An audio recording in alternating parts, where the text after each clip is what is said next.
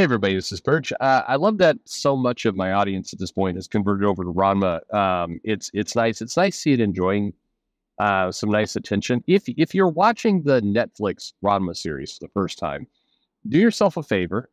It's relatively well, it was cheap. I don't know, maybe they've jacked up the prices now, but you can go get a couple seasons of Ranma, the original, and you can generally get them cheap to free depending on what you have in terms of streaming services. But generally, it's cheap.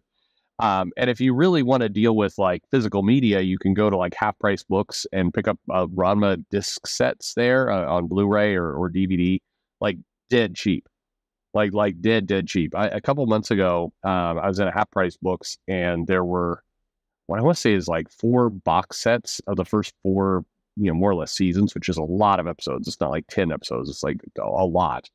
Plus the OVNs. And they were selling those things for $4.99 per box. I mean, it's like $20 you walk out with like, I don't know, I'm exaggerating, with like 80 to 100 episodes, like just an insane amount of content. Anyway, do yourself a favor, go look at some of the originals. The new stuff is not bad. I will maintain it's not bad. It is but some of the modern elements, like the original Ranma theme song, was just so catchy and fun, and the new one's just not. It's not as good. I love the in credit scene in the new series a lot. I like that music, and that's pretty good. But they're just little tiny things that just are not as good as the original. This could be because I grew up on the original and love the original, so I don't know. It may be just me. There's also a little bit more kind of franticness to the new one. They're just it just feels a little bit more. I don't know the right word, kinetic. It just feels a little bit more fat. I'm having trouble describing it. Maybe one of you can in the comments. But anyway, go check out the old stuff. It's good. You're not missing anything. There is this whole dynamic I've mentioned a few times now where people are like, well, yeah, the new thing on Netflix is censored. And I have two thoughts on this. So first off, not really. What happens is at rare moments, it's not constantly, Ranma will get turned into a girl and his shirt will be off. And so you see bare breasts, but they do not put the nipples there. They're like Barbie doll breasts on the Netflix show. And if you watched, depending on what version of Ranma the originals you watched, that's how they were in a lot of the U.S. ports. They were the same. If you watch the originals, from Japan, you had little nipples in there. But I mean, you're talking, first of all, you're talking a half a second, or I mean, you're talking barely any screen time of this. This is not a sex show. It is very brief comedic moments, and as the series goes on, there's less and less of them. And so you're seeing just tiny, like a little half circle in black with maybe a slightly reddish color for the nipple. That's it. It's like there's nothing, like you're not missing much. Just put it that way. You're not missing much at all. So I don't find that. I find that people who are complaining about censorship kind of absurd. The other thing to that is, well, here's what I don't get, right? So several of you on YouTube will talk about kind of degenerate Hollywood and putting stuff that's not appropriate for kids into the hands of kids. Well, the Ranma show on Netflix is billed for kids. I mean, it's built for everyone. It's built for all ages. But it will show up in the kids area. So if your kid logs in with a kid account, Ranma will be there. And in this instance, yeah, they're not showing bush and nipples in this show that kids have access to. I thought that was the right thing. I thought so what people wanted. So I'm just not getting this. They're censoring it, but also we have to protect the children. It's like, what do you want here? I mean, do you need an option that it verifies you're 18, that it shows like half a black circle for a nip for 0.5 seconds? I'm not sure what the outrage here is. It's a fun show and you should just go check it out. Anyway, let me read this mail. It says, if you could put one Ranma character into either of the big two, who would you pick? And the answer is none.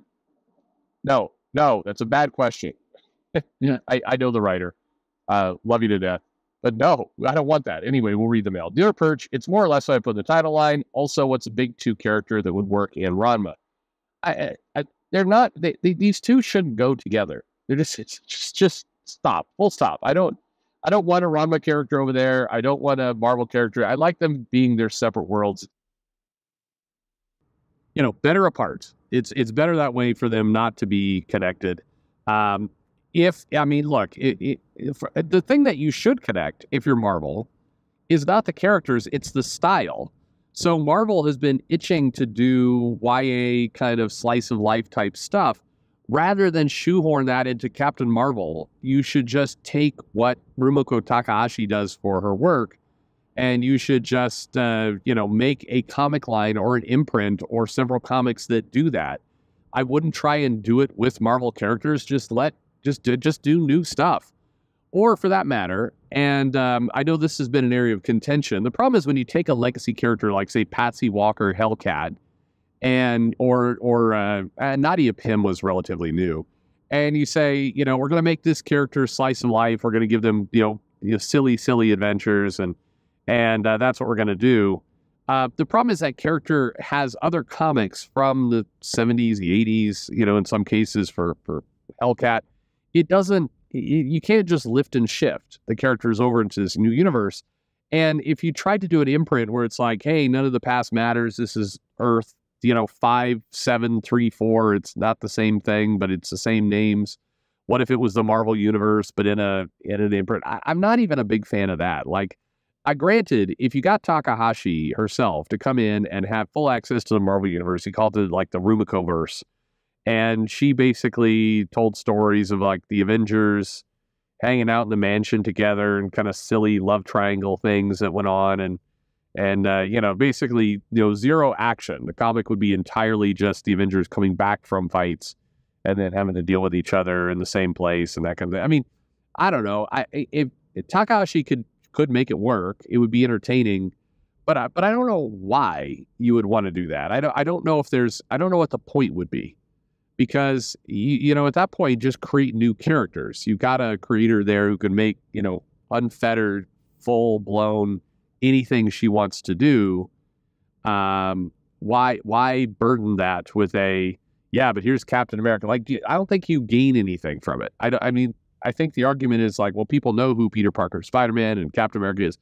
And that's true. They do. But they don't want, nobody who's a Captain America fan wants to see Captain America, in a slice of life type adventure. That's just not what anybody wants. And sorry, I'm speaking broadly. I'm sure there's some people who might want that, but not many. And so I don't think you gain anything by doing it. It's not like slice of life fans who are like, finally, a Marvel comic I can buy. They're not hankering for Marvel characters in this situation, so I wouldn't do it. But I realize so who would be the Marvel character you could bring over? I don't know, Shampoo maybe? And she could be one of Captain Marvel's cats, and there would be something funny about that. Like, you've got the Flurkin alien cat, and then you've got the Chinese girl who turns into a cat, and that's funny. I guess that's probably the best at what you could do. I don't know. You could put Ginma in with training the Iron Fist. Like, I don't know. I don't think any of it makes any sense in terms of a Marvel character that work inside the Ranma universe, or a DC character. I don't know. Beast Boy probably fits. He would go there. You could do. They're just different worlds, and I think they're better apart. And I realize I'm not answering your question well, but I'm trying to give more the case of why two separate things are good in this case, and why, they work in their own entities as their own thing. And I don't think they would work merged together. Put it this way. Yes, absolutely. I would be on board for a one-shot, especially if it used Rumiko's style of art and style of humor and writing. And you did a Marvel Universe meets Ranma, like what if it was the same thing and you could get some interesting kind of funny type stuff. But even there, like, even if they knocked it out of the park with humor, I still think the odds of it being bad are far higher than being good. And I think at best, you'd get something that's kind of like, that's a nice nod. Both characters interacting with it. Okay. At best, that's where you're going to land. More likely than not, you're going to land in some cringe fest of kind of bad, like, oh, wouldn't it be funny if Ryoga met Wolverine and Wolverine was mean to him? Like, No thanks. Anyway, uh, love the enthusiasm behind Ranma, though. Love that. Anyway, what do you guys think? Does one of you have a better answer than that? I give a shitty answer. Do one of you have a good answer for how those two universes could come together? Let me know in the comments below. Like and subscribe, and thanks for listening.